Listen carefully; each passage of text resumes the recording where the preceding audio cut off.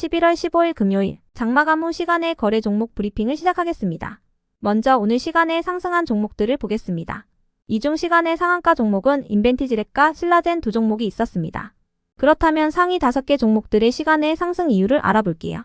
먼저 동원금속이 시간에 상승할 만한 호재나 공시는 파악되지 않았는데요.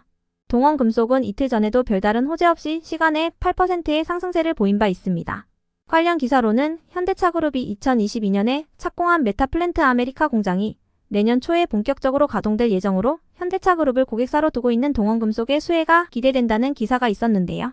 해당 기사에 따르면 동원금속은 현대차와 50년 이상 거래해온 기업이라고 전해졌습니다. 한편 인벤티지랩도 시간의 상한가를 갈 만한 호재나 공시는 파악되지 않았습니다. 인벤티지랩은 어제 3분기 실적 발표가 있었으며 4일 전에는 중소기업 기술혁신개발사업의 주간 연구개발 기관으로 선정됐다는 공시가 있었는데요. 인벤티지랩은 다음 주 월요일에 기업 설명회도 앞두고 있으며 지난 9월에는 글로벌 빅파마와 비만 치료제 관련 공동개발 계약을 체결했다고 밝힌 바 있으니 참고해주세요. 그 밖에도 비만 치료제 테마와 관련해서는 위고비가 비만 치료제에 이어 통증 만병통치약으로 발전할 가능성이 있다는 기사가 있었는데요. 관련 기사에 따르면 국내 연구진이 동물 실험을 진행한 결과 위고비가 만성 통증과 급성 통증을 줄이는 치료 효과를 확인했다고 전해졌습니다.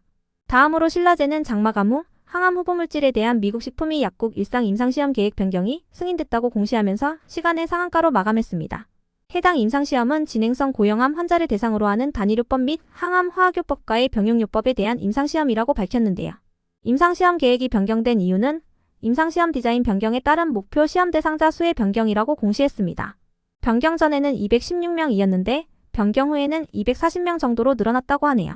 이어서 대동기어와 범양건영을 비롯한 일부 재건 관련주들이 정규장에 이어 시간의 장에서도 상승세를 이어갔습니다. 재건 관련주들의 경우 오늘 유럽연합이 우크라이나 재건에 투자할 기업 모집을 시작했다고 발표한 가운데 우크라이나 젤렌스키 대통령도 다음 주 중으로 복원 계획을 발표할 예정이라고 밝히면서 강세로 마감한 바 있는데요. 특히 재건 관련주 중에서도 범양건영은 이재명 더불어민주당 대표가 징역 1년의 집행유예 2년을 선고받았다고 전해진 가운데 이낙연 관련주로도 부각되고 있습니다. 이 같은 이슈들이 지속 부각되면서 재건 관련주들이 정규장에 이어 시간의 장에서도 강세를 이어간 것으로 파악되는데요. 이 중에서도 범양건영은 연속된 급등으로 인해 장마감 후 매매거래 정지 공시가 올라왔으니 참고해주세요. 범양건영은 다음 주 월요일 1일간 매매거래가 정지됩니다. 다음은 오늘 시간에 하락한 종목들인데요. 이 중 시간의 하한가 종목은 현대바이오 한 종목이 있었습니다. 그렇다면 상위 5개 종목들의 시간의 하락 이유를 알아볼게요. 먼저 현대바이오는 장마감 후 운영자금과 채무상환 자금 확보를 위해 947억 원 규모의 주주배정 유상증자를 결정했다고 공시하면서 시간의 하한가로 마감했습니다.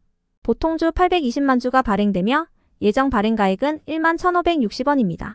신주 배정 기준일은 오는 12월 18일이며 주당 약 0.21주를 배정할 예정입니다. 이어서 삼화전자는 오늘 히토류 대체제인 페라이트 관련주로 부각되며 강세를 보였던 종목인데요. 장중 상한가에 들어가기도 했지만 상한가를 닿지 못한 채로 마감하면서 시간의 매도세가 이어진 것으로 추정됩니다. 미국과 중국 간의 기술 패권을 둘러싼 경쟁이 원자재인 히토류로 확장되고 있다고 전해지면서 관련 기업들이 반사수의 기대감을 잇고 상승세를 보였으니 참고해주세요. 다음으로 다산네트웍스는 우크라이나 국영 전력기관인 우크레네르고와 초고압 지중선 설비를 논의하고 있다고 전해지면서 재건 관련주로 부각되며 강세를 보였던 종목인데요. 장마감 후 신주인 수권 행사가액을 조정한다는 공시가 올라오면서 시간의 약세를 보였습니다. 다산네트웍스는 시가가 하락함에 따라 행사가액을 3,777원에서 3,696원으로 조정하게 됐다고 공시했는데요. 다산네트웍스의 오늘 정규장 종가는 4,320원입니다. 이어서 대상홀딩스를 비롯한 정치인 관련주들이 시간에 하락했습니다. 오늘 이재명 더불어민주당 대표가 징역 1년의 집행유예 2년을 선고받았다고 전해진 가운데 조국과 한동훈, 이낙연, 김동연 관련주들이 상승세를 보인 바 있는데요. 이재명 대표가 1심 선고를 받고 난 뒤 수긍하기 어려운 결론이라며 항소 의사를 밝히면서 한동훈과 조국 등의 정치인 관련주들이 시간에 하락세를 보인 것으로 추정됩니다. 다만 이재명 관련주들도 시간에 추가적인 하락이 나왔는데요. 이 중에서도 대상홀딩스 우선주의 경우 장마감 후에 투자주의 및 단기가열 지정 예고 공시도 올라왔으니 참고해주세요. 대상홀딩스 우선주는 다음 주 월요일 1일간 투자주의 종목으로 지정되며 단일가 매매가 연장되게 됩니다. 다음으로 SG는 최근 재건 관련주로 부각되며 강세를 이어오던 종목인데요. 장마감 후 신주인 수권 변경 상장 공시와 함께 추가 상장 공시가 올라오면서 시간의 약세를 보였습니다.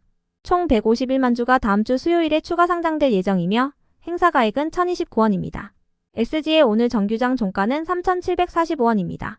끝으로 전일 시간의 등락률 탑5 종목들이 오늘 어떻게 되었는지 추적해보고 마치겠습니다.